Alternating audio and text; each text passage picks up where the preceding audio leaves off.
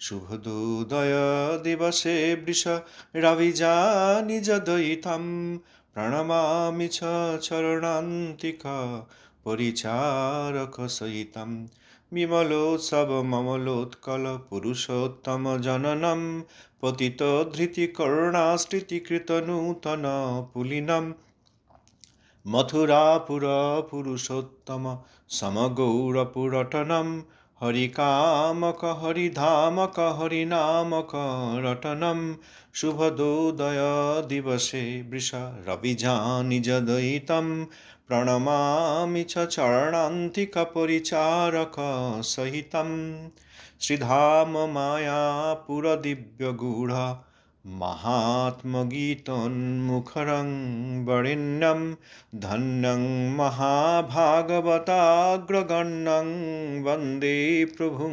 গৌরকিশোরসঙ্গম বন্দে প্রভুং গৌরকিশোরসঙ্গম।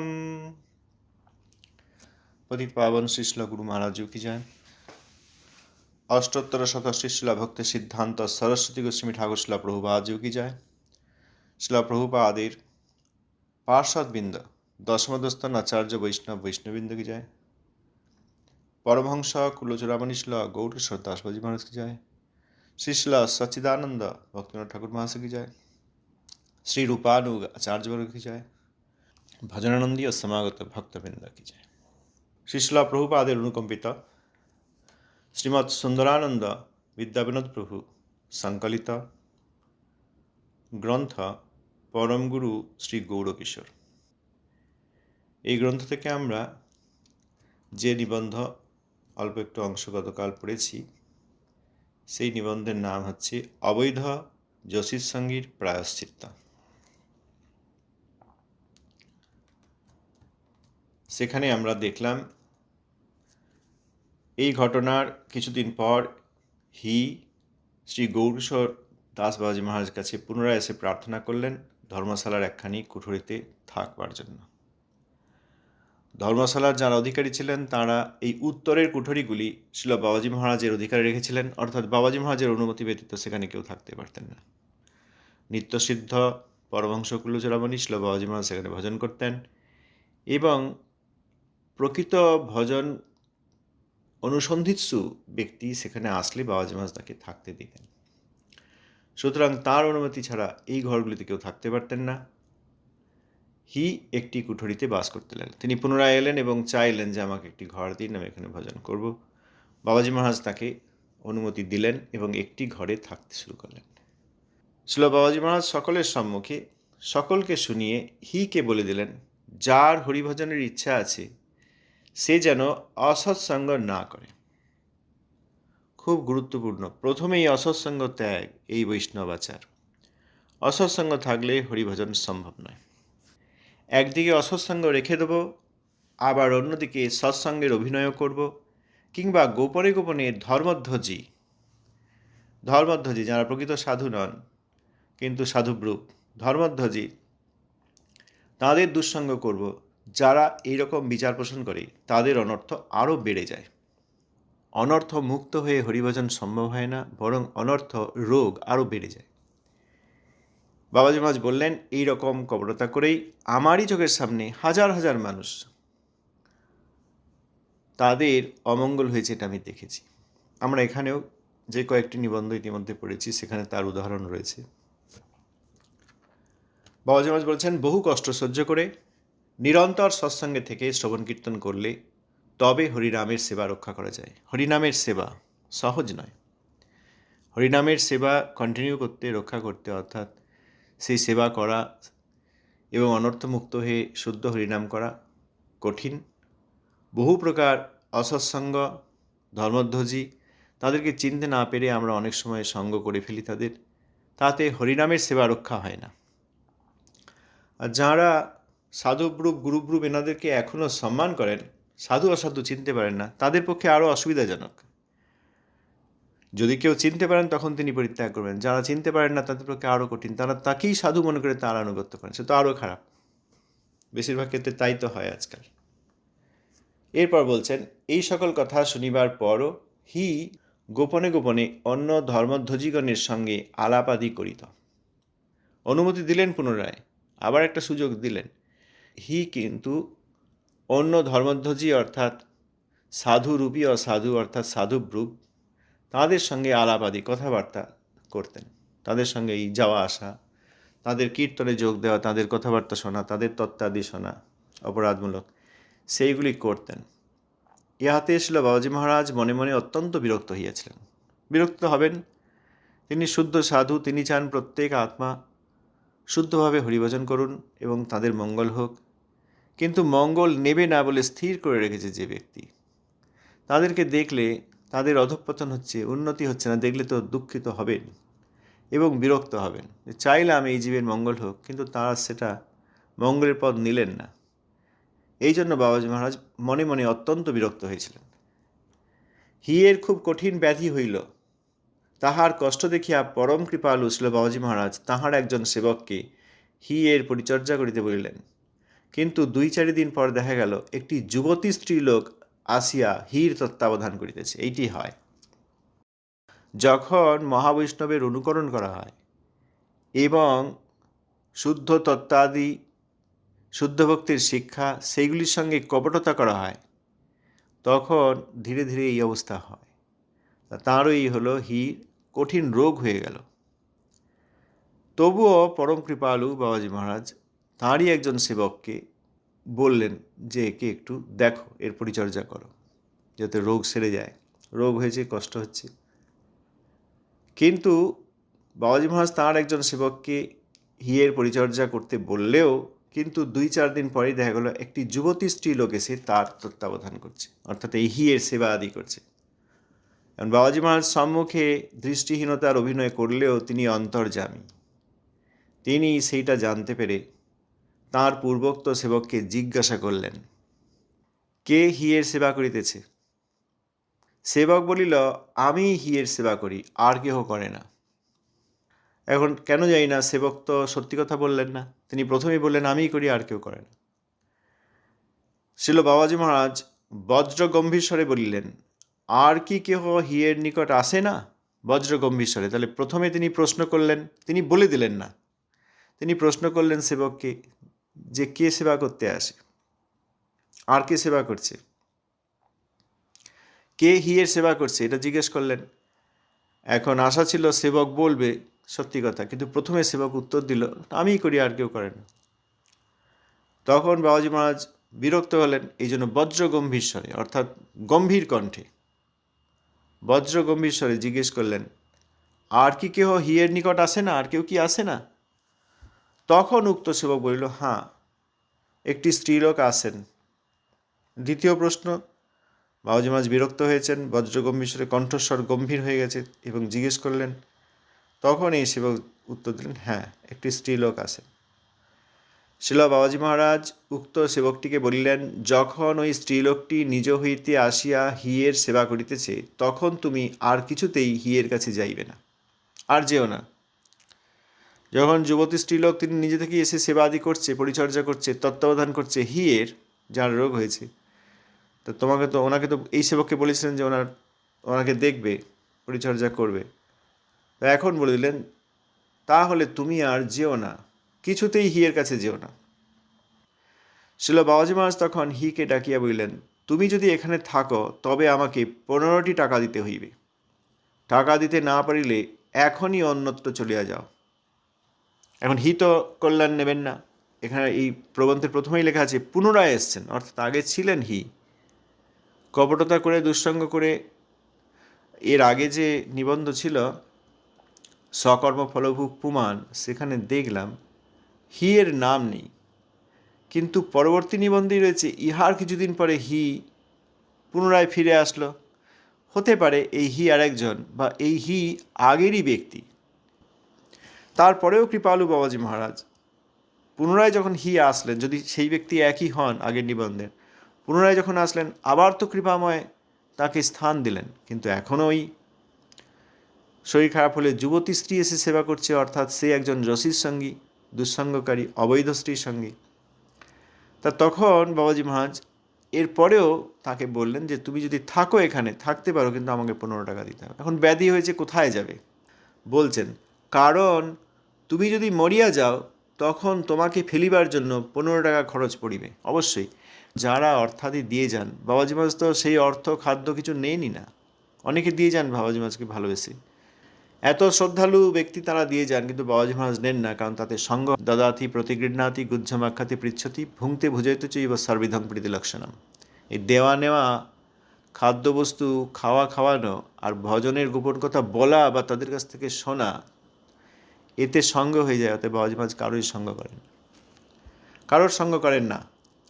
সুতরাং তার কাছে যেসব অর্থাদি কেউ দিয়ে যায়, সেইগুলো বাবাজি মহারাজ ভক্ত বলে পরিচিত বিভিন্ন স্থানে পাঠিয়ে দেন।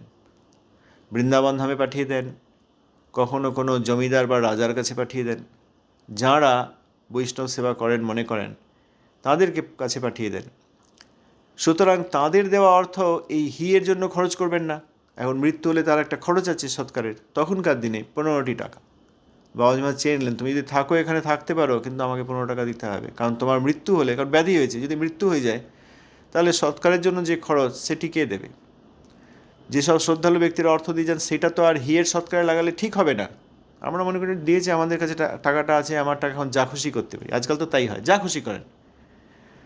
গুন্ডা পোষেন আজকালকার লোকেরা, তথাকথিত গুরুপাদ পদ্ম আচার্যদেব আচার্যপাদ যারা হয়েছেন, তাদের গুন্ডা আছে, তাদের দল আছে, তারা বিভিন্ন জায়গায় জমি জায়গা কিনে দিচ্ছেন, তাদের আবার অনেকের বান্ধবী আছে, গার্লফ্রেন্ড আছে, তাদের জন্য ঘরবাড়ি করে দিচ্ছেন, তাদেরকে অর্থাদি দিচ্ছেন।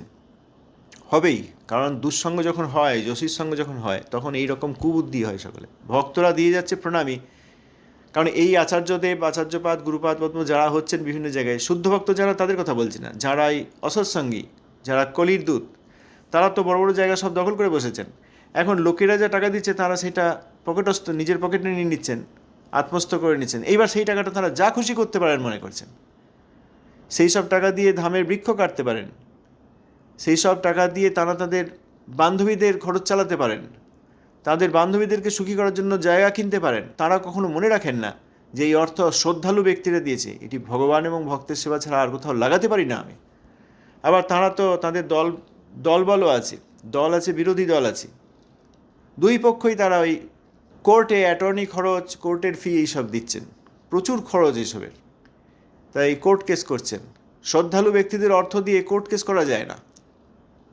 তার জন্য যদি করতেই হতো, এমনিতেও ধাম এবং মন্দির নিয়ে কোর্ট কেস করার অধিকার নেই, আপনি তো তার মালিক নন, মিথ্যা করে ক্লেম করছেন, তাই আপনাকে কোর্ট কেস করে এরকম করতে হচ্ছে। সুতরাং শ্রদ্ধালু ব্যক্তিরা অর্থ দিয়ে গেছে আমি যা খুশি করতে পারি, এটা ভুল ধারণা। কারণ এখানে বাবাজি মহারাজ 15টি টাকা, সেই সময় যদিও 15 টাকার অনেক মূল্য আছে, সেটিও শ্রদ্ধালু ব্যক্তিরা দিয়েছেন বলে সেইটি হিয়ের সৎকারে, মৃত্যু হলে তার মৃতদের সৎকারে লাগাতে চাইছেন না, সেই অর্থটা হিয়ের কাছ থেকে নিয়ে রাখছেন। থাকতে পারো তুমি, হরিভজন করবে না, ছলনা করছো, এখন অবৈধ যোশীর সঙ্গী হয়েছে, অর্থাৎ এই যুবতী স্ত্রী লোক এসে সেবা করছে, তো বোঝাই যাচ্ছে। আর অন্তর্যামী বাবাজি মহারাজ তো সবই জানেন। থাকতে পারো তবুও, কারণ এখন কোথায় যাবে, ব্যাধি হয়েছে, কিন্তু 15 টাকা দাও, কারণ তোমার মৃত্যু হলে সৎকার হবে কোন খরচে, কে খরচ দেবে? শ্রদ্ধালু ব্যক্তির অর্থ সেখানে লাগানো যায় না। তবুও কেন থাকতে দিলেন, সেইটা বাবাজি মহারাজ এরপরেই বলছেন। ইহার পর শ্রীল বাবাজি মহারাজ নিজে নিজে বলিতে লাগিলেন, ইহাকে আমার এখানে স্থান না দিলে স্ত্রীলোকটি হিকে ক্রমশ নিজের গৃহে লইয়া যাইবে, এরূপ তাহার ইচ্ছা আছে, তাহা হইলেই স্বচ্ছন্দে উহার সেবা করিতে পারিবে। সেই জন্য বাবাজি মহারাজ তাকে থাকতে দিলেন, তখনই চলে যেতে বললেন না, কারণ চলে গেলে এই আত্মার আরও সর্বনাশ হবে। কারণ এখানে তো স্ত্রীলোকটি এসে সেবা করছে মাত্র, আর বাবাজি মহারাজ যদি বলেন যে তুমি এরকম অবৈধ যোশীর সঙ্গে ঠিক আছে চলে যাও, তাতে এই আত্মার ক্ষতি হবে কি? তাকে তো ওই স্ত্রীলোকটি তার বাড়ি নিয়ে চলে যাবে, তাতে আরও ক্ষতি হবে। তবুও যদি এই ব্যক্তিটির, যদিও ছলনা করছেন, এখন অবৈধ যোশীর সঙ্গী হয়ে গেছেন, তবুও নিত্যসিদ্ধ পার্ষদ পরমহংস কুলচূড়ামণি মহাবৈষ্ণব বাবাজি মহারাজ তিনি কৃপালু, তবুও তিনি দেখছেন যদি একে তবু উপকার করা যায়, সেই জন্য রাখছেন। যদি না রাখেন তাহলে আরও খারাপ পরিস্থিতি হবে। এই জন্য এখানে বলে দিলেন, নিজে নিজে বলিতে লাগিলেন, একে আমার এখানে স্থান না দিলে স্ত্রীলোকটি হিকে ক্রমশ নিজের গৃহে নিয়ে যাবে, এইরকম তার ইচ্ছা আছে, তাহলেই স্বচ্ছন্দে তার সেবা করতে পারবে। হি অনেক কষ্টভোগের পর রোগমুক্ত হইয়া বৃন্দাবনে চলিয়া গেল। তাই হিয়ের সেখানে ব্যাধি সেরে গেল, অনেক কষ্ট হলো, কিন্তু ব্যাধি সারলো, সেরে গেলে সে বৃন্দাবনে চলে, এখানে আর থাকলো না। শিল বাবাজী মহারাজ হিকে উপেক্ষা করিয়া তাহার বৃন্দাবন গমনে কোনো বাধাই দিলেন না। কারণ বৃন্দাবনে গেলে যদি কোনো প্রকৃত সেবক হতেন তাহলে বাধা দিতেন, তাহলে বোঝাতেন। কারণ বৃন্দাবনে বেশিরভাগ ক্ষেত্রেই সাধু নামের অসাধু, যারা অসৎ সম্প্রদায়ের, তারা বৃন্দাবনে বেশিরভাগ বাস করেন। কারণ সুবিধা আছে। জলন্ধরে বাস করলে, নাগপুরে বাস করলে অত লোকের আকর্ষণ পাওয়া যায় না, কিন্তু বৃন্দাবনের মতো ধামে বাস করলে অনেক শ্রদ্ধালু ব্যক্তি এমনিতেই ধামে আসবেন, তখন খুব সুবিধা হবে। ধামবাসী বলে তাকে দেখানো যাবে যে আমি ধামবাসী, আমি ধামে থাকি, বা আমি ধাম ছেড়ে কোথাও যাই না ইত্যাদি। সেখানে নাম করি, সেখানে ধর্মের চিহ্ন পড়ে আছি, এইভাবে সুবিধা হবে এবং অনেক অনুসরণকারী, অনেক শিষ্য পাওয়া যাবে। তো সেখানে বৃন্দাবন গেলে বেশিরভাগ ক্ষেত্রেই অসৎসঙ্গের ভয় থাকে, কারণ সাধু অসাধু চিনতে পারা যাবে না। অতএব যদি কেউ তার অনুসরণকারী হতেন, যদি কেউ হতেন প্রকৃত, তাহলে তিনি নিষেধ করতেন, কিন্তু হিকে উপেক্ষা করলেন। কারণ এমনিতে তো হি আগে চলে গেছিল, পুনরায় এসেছে, এখন এসেও অবৈধ যোশীর সঙ্গে দেখা যাচ্ছে তার। অতএব উপেক্ষা করলেন, বৃন্দাবন গেলে তিনি কোনো বাধাই দিলেন না। না হলে বাধা দেবেন? আমাদেরকে তো বাধা দেয় না কেউ, আমরা তো স্বচ্ছন্দে যেখানে খুশি যেতে পারি। তা বাবাজী মহারাজের অধীনে যারা ভজন করতেন তাদেরকে তো বাধা দিতেন, কিন্তু এনাকে উপেক্ষা করলেন, কারণ ইনি ছলনাকারী এবং যোশীর সঙ্গী। যাক, সর্বনাশের পথ যখন বেছে নিয়েছে, আর কী বা করা যাবে। শিল বাবাজী মহারাজ হিকে উপেক্ষা করিয়া তাহার বৃন্দাবন গমনে কোনো বাধাই দিলেন না। বৃন্দাবনে কুসুম সরোবরে বাবাজী মহারাজের পূর্ব পরিচিত দ্বিদাস নামক এক ব্যক্তির নিকট হি বাস করিতে লাগিল। গেল বৃন্দাবনে কুসুম সরোবর, গোবর্ধনের উত্তরে কুসুম সরোবর, সেখানে বাবাজী মহারাজের পূর্ব পরিচিত একজন ব্যক্তি ছিলেন দ্বিদাস।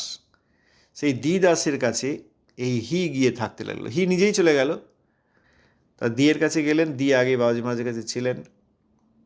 সেইখানে গিয়ে এই হি যোগ দিলেন এবং বাস করতে লাগলেন।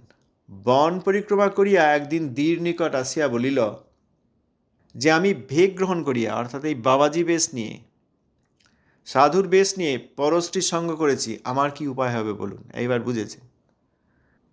দি তখন বলল, তুমি প্রাণ ত্যাগ করো, তদ্ভিন্ন অন্য প্রায়শ্চিত্ত নাই, ইহাই মহাপ্রভুর ব্যবস্থা।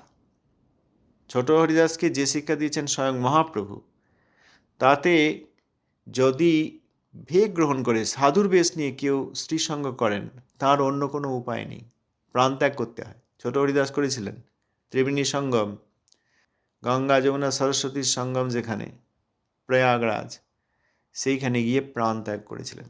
তো সেই শিক্ষা অনুসারে তুমিও তাই করো, এইটি প্রায়শ্চিত্ত, এছাড়া অন্য কোনো ব্যবস্থা মহাপ্রভুদের নেই। হি তখন গোবর্ধন হইতে একতলা আফিং আনিয়া তাহা ভক্ষণ করিল এবং ঘর্মাক্ত কম্পিত কলেবরে পুনরায় দীর নিকট আসিয়া তাহার প্রাণ ত্যাগার্থ আফিং সেবনের কথা জানাইল। এবং খাওয়ার সঙ্গে সঙ্গে তার প্রভাব এলো। মনে হয় একতলা বলছেন তো জানি না, একতলা নিশ্চয়ই খুব বড় পরিমাণ। সেইটি খেলে তিনি তখন ঘর্মাক্তক কম্পিত কলেবরে, গায়ে ঘাম হতে লাগলো, হাত পা কাঁপতে লাগলো, শরীর কাঁপতে লাগলো এই আফিংয়ের প্রভাবে। এবং দিয়ের কাছে এসে বলল, আমি তাই করেছি, আপনি যে বললেন প্রাণ ত্যাগ করো, আমি তাই করেছি, এটা জানালো। এবং কিছু সময়ের মধ্যে সে ছটফট করিতে করিতে প্রাণ ত্যাগ করিল। এখন কেউ কেউ বলতে পারেন এইরকম নির্দেশ মহাপ্রভু কেন দিয়েছেন এবং ছোট হরিদাসকে দিয়ে এই শিক্ষা দিয়েছেন। আমি দেখেছি অনেকে নিয়ে সমালোচনা করেন, ভক্তরূপে এসেও মহাপ্রভু চরণে অপরাধ করেন। এমনিতেই তো স্ত্রীসঙ্গ একটি ভয়ঙ্কর পাপ, একথা আগে আমরা এইরকমই একটি নিবন্ধে পড়লাম। কিন্তু সাধু বেশ ধারণ করে সাধুর পরিচয়ে যদি আবার স্ত্রীসঙ্গ করা হয়, তাহলে সেটি আর ভয়ঙ্কর পাপ মাত্র নয়, সেটি মহা অপরাধ। কারণ যে বৈষ্ণব বেশে করলেন, এমনিতেই খারাপ, কেউই করবেন না জগতে, এটাই হওয়া উচিত। কিন্তু যদি কেউ সাধু বেশ ধারণ করে, গেরুয়া কাপড় ব্রহ্মচারী, দণ্ডধারী সন্ন্যাসী বা পরমহংস বেশ নিয়ে পরস্ত্রীর সঙ্গ করেন, তাহলে সেইটি আর ভয়ঙ্কর জঘন্যতম পাপ মাত্র থাকে না, সেটা তো আছেই, সাধারণ লোকের জন্য এটা জঘন্যতম পাপ, কিন্তু সাধু বেশধারী ব্যক্তির জন্য এইটি মহা অপরাধ, এবং এত বড় অপরাধ যে এর থেকে আর ফিরে এসে পুনরায় হরিভজন করা সম্ভব নয়। যে শরীরে এই কাজ করা হলো সেই শরীরটি পরিত্যাগই করতে হয়। এইটিই বিচার। ইহার সঙ্গে সঙ্গে দৃঢ় মরণাপন্ন ব্যাধি উপস্থিত হইল। অমুক গোস্বামী তখন বৃন্দাবনে গিয়াছিলেন, তিনি দিকে চিকিৎসা করাইয়া বাঁচাইলেন। আবার দি যিনি, তাঁরও কোনো কারণে ভয়ঙ্কর রোগ হয়ে গেল। একজন গোস্বামীর নাম উজ্জ আছে, তিনি তখন বৃন্দাবনে গেছিলেন, তিনি এই দিকে চিকিৎসা করিয়ে বাঁচালেন। দি সুস্থ হইয়া পুনরায় নবদ্বীপে এসল, বাবাজি মহারাজের নিকট উপস্থিত হইল। এখন দি যার কাছে গিয়েছিলেন কুসুম সরোবরে, গিয়েছিলেন, সেই দি এখন আবার শরীর সুস্থ হয়ে গেলে একজন গোস্বামী তার চিকিৎসা করিয়ে সুস্থ করলেন। সুস্থ হলে তখন তিনি কুসুম সরোবর থেকে আবার বাবাজি মহারাজের কাছে আসলেন। তখন ছিল বাবাজি মহারাজ বলিলেন, তুমি অন্যত্র গিয়ে অবস্থান করো, আমার কাছে থাকিলে তোমার প্রাণ থাকিবে না, কারণ আমার নিকট এখন দুইজন দস্যু আছে, একজনের নাম ন আর একজনের নাম ল। ইহারা আমার সেবা করে বলিয়া লোকের নিকট প্রচার করিয়া আমার নিকট আছে। ইহারা রাত্রিকালে কোথায় থাকে তাহা জানি না। একদিন গভীর রাত্রে আমি জলের জন্য তাহাদিওকে ডাকিতেছিলাম, অনেকবার চিৎকার করিয়াও তাহাদের কোনো সাড়া শব্দ পাইলাম না। পরদিন তাহাদিওকে এই কথা জানাইলে তাহারা বলিল, আমরা তো কিছুই শুনিতে পাইনি। এদিকে দি দাস শিল বাবাজি মহারাজের দ্বারা উপেক্ষিত হইয়া একটি স্ত্রীলোকের গৃহে আশ্রয় গ্রহণ করিল। বাবাজি মহারাজ তো থাকতে দিলেন না একটা কারণ বলে, তখন তিনি উপেক্ষিত হলেন, তখন তিনি একটি স্ত্রীলোকের গৃহে আশ্রয় গ্রহণ করলেন। সেই রকমই পরিস্থিতি এনারও। একদিন কতিপয় ব্যক্তি আসিয়া আসিল, বাবাজি মহারাজকে জানাইলেন, দি দাসকে যুবতী স্ত্রীলোকেরা সেবা শুশ্রূষা করিতেছে। তাহা শুনিয়া আসলে বাবাজি মহারাজ অত্যন্ত ক্রোধের সহিত বললেন, আমার কাছে কখনো ওই সকল কথা বলিও না। দিয়েরও অবস্থা ওই রকমই, তিনিও যোশীর সঙ্গী। কারণ বাবাজি মহারাজ যখন থাকতে দিলেন না কোনো একটি কারণ বলে, তখন তিনি একটা স্ত্রীলোকের গৃহে আশ্রয় নিলেন। আবার কেউ কেউ দেখে এলেন যে অনেকগুলি স্ত্রীলোক, যুবতী স্ত্রীলোক তাকে সেবা শুশ্রূষা করছে। নবদ্বীপের মধ্যে এইসব হচ্ছে। তা বাবাজি মহারাজ খুব বিরক্ত হলেন, অত্যন্ত ক্রোধের সঙ্গে বলেন, আমার কাছে কখনো ওইসব কথা বলো না। শুনতে চান না উনি। ভজন পিপাসু ব্যক্তির তিনি মঙ্গল করে থাকেন। যারা ছলনা কপটতা অবৈধ স্ত্রীসঙ্গ আদি করবে, তাদের কথা বাবাজি মহারাজ শুনবেন কেন? দীর নিকট কুসুম সরোবরে আরেকটি ভেকধারী থাকিত, সে ব্যক্তিও ছিল বাবাজি মহারাজের দ্বারা উপেক্ষিত হইয়াছিল। আরেকজন থাকতেন কুসুম সরোবরে আরেকজন থাকতেন, তিনিও ভেকধারী। সে ব্যক্তিকেও বাবাজি মহারাজ একসময় উপেক্ষা করেছিলেন এবং পরে তিনি গিয়ে কুসুম সরোবরে থাকতেন। অন্য একজন ব্যক্তি, শোনা যায় কুসুম সরোবরে রাত্রিকালে কতকগুলি দস্যু উক্ত ভেকধারীর চক্ষু উৎপাটন করিয়া তাহার দেহ খণ্ড খণ্ড করিয়া ফেলে। ভয়ঙ্কর ব্যাপার। বাবাজি মহারাজের কাছে থাকতেন, উপেক্ষিত হয়ে বাবাজি মহারাজ নিশ্চয়ই কোনো দোষ আছে, ছলনা করেছেন, কপটতা করেছেন ইত্যাদি, এই হি বা দিয়ের মতোই তিনিও ভেকধারী, তিনি ওই কুসুম সরোবরে গিয়ে থাকতেন। শোনা যায় যে কতগুলি দস্যু সে তার চোখ উপড়িয়ে দেয় এবং দেহ খণ্ড খণ্ড করে কেটে দেয়। উক্ত ভেকধারী নাকি কিছু চোরাই মাল গোপনে তাহার নিকট রাখিয়াছিল। চোরাই জিনিস রেখেছিল, দস্যুরা এসে চোখ উপড়িয়ে দিয়ে দেহকে একদম টুকরো টুকরো করে দিল। এই জন্যই দস্যুরা তাহাকে এরূপ নিষ্ঠুরভাবে হত্যা করে। এই হচ্ছে আজকের নিবন্ধ। তো এখানে যা দেখা যাচ্ছে, যদি শুদ্ধভাবে হরিভজন না করা হয়, অসৎসঙ্গ, ছলনা ইত্যাদি করা হয়, আমরা মনে করতে পারি আমরা তো আর ভেকধারী নই, আমাদের চিন্তা নেই, ভেকধারীরা এসব করছে, বড় অপরাধ করছে। কিন্তু শিক্ষা নেওয়ার আছে আমাদের এখানে। যদি কোনো না কোনোভাবে ছলনা করা হয়, দুঃসঙ্গ করা হয়, কপটতা করা হয়, শুদ্ধ বৈষ্ণবের চরণে অপরাধ হয় এবং শুদ্ধ সিদ্ধান্তের বিরুদ্ধে যাওয়া হয়, তাহলে আমাদেরও অবস্থা খারাপ হবেই। যাতে সেইটি না হয়, সমস্ত অসৎসঙ্গ গুরুব্রূপ বৈষ্ণবরূপ ত্যাগ করে যাতে শুদ্ধভাবে ভজন করা হয়, এই প্রচেষ্টা করা হচ্ছে। প্রতিদিন প্রার্থনা করা হয় যে গুরুব্রূপ আদি সঙ্গ সম্পূর্ণ পরিত্যাগ করা হোক। যাকে যেসব ব্যক্তিকে মনের মধ্যে রাখা হয়েছে তারা যদি শুদ্ধ ভক্ত না হন, তাহলে অ্যাডভান্স এখনই কাল বিলম্ব না করে পরিত্যাগ করা উচিত। এইটি যে বলা হচ্ছে, এটা কোনো ঐচ্ছিক বিষয় নয়, এটি খুব গুরুত্বপূর্ণ বিষয়। এটি না হলে আমাদের ক্ষতি হবে, সর্বনাশ হয়ে যাবে। তা এখন যাদের মধ্যে হরিভজনের জন্য সেরকম স্পৃহা আছে এবং প্রকৃতভাবে যারা শ্রবণ করেন, তারা সেটি করবেন এই আশা করা যায়। না করলে জীবনে সর্বনাশ উপস্থিত হয়। অতএব এখানে যে কথা বলা হচ্ছে সেটা কোনো ঐচ্ছিক বিষয় নয়, এ করলে হবে না করলে হবে, বা বুঝলাম না, বা আমি আমার মতোই চলবো। যাকে বৈষ্ণব মনে করি তিনি বৈষ্ণব রূপ, যাকে গুরু মনে করি তিনি পূর্ব গুরুবর্গের অবমাননাকারী। শিক্ষাগুরু দীক্ষাগুরু এবং গুরুবর্গগণ তাদের কাছে অবমাননাকারী, তবুও আমি সেই গুরুকেই গুরু বলবো, এই কথা বললে আমরা আমাদেরই দুর্ভাগ্যকে বরণ করছি। আর যারা শুদ্ধ ভক্তের চরণে আশ্রয় নিচ্ছেন ভালো কথা, অতএব বুঝে নেওয়া দরকার যে শুদ্ধ ভক্তের চরণাশ্রয় হয়েছে না গুরুব্রুবের আশ্রয় হয়েছে। যদি গুরুব্রুবের আশ্রয় হয় তাহলে এটা একটা ম্যান্ডেটরি, এটা আবশ্যিক বিষয়, এটা করতেই হয়, না হলে নিজের সর্বনাশ হয়ে যায়। আচ্ছা, ধন্যবাদ, প্রণাম।